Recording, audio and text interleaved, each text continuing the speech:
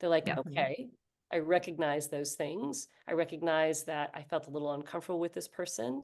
What do I do with that? Right. So having the ability to even be vulnerable about the post-date experience, I think is really important in the feminine energy piece. Yeah, I love Ariel, it. I'm curious if there's any thoughts that you have on the same topic.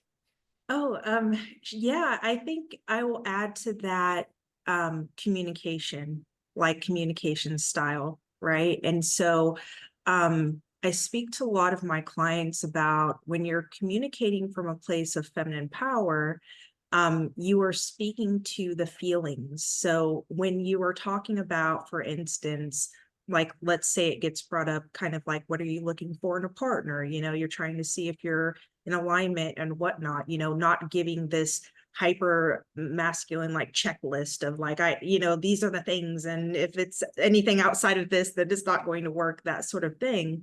But speaking to how a certain characteristic that you hope your partner would have actually makes you feel. So it's like, if I want a man um, who is like a natural provider, leader type of guy, right? He's an initiator or something like that. I'm going to say men who tend to initiate, you know, who are rather decisive, that type of man makes me feel safe.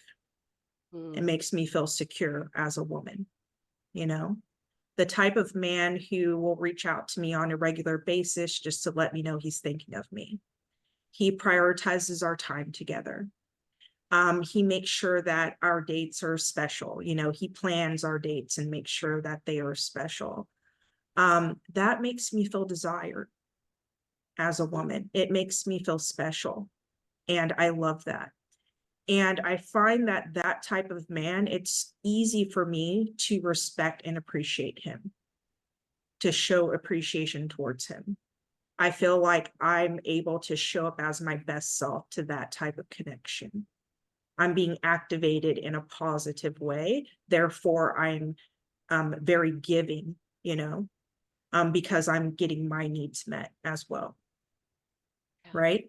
And so we're not really taught to have it, because the communicating from your feminine power, we have to pair our strength and clarity with vulnerability.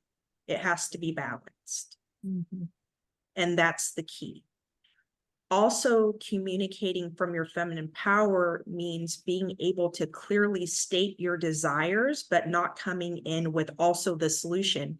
The guy wants to be the hero. He wants to be the one where you state, you know, if a guy's texting you and you're like, oh, I can't stand this constant texting. I'm more of a phone call person. Like, this is annoying. Then, you know, your job as, you know, communicating from your feminine power is, I'd really love to hear your voice. You're stating a desire, and then he's like, oh, great, I'll call you in 10 minutes, or great, let's make time to talk later this evening. Let it be his idea. As the woman, you are to state your desires. You are to be verbal, and you are to verbalize your desires, your wants, and your needs. So he's not doing any guesswork.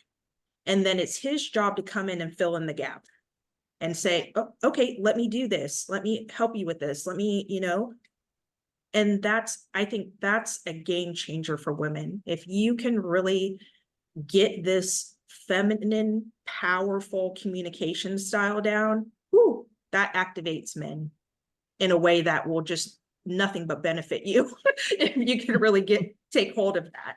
So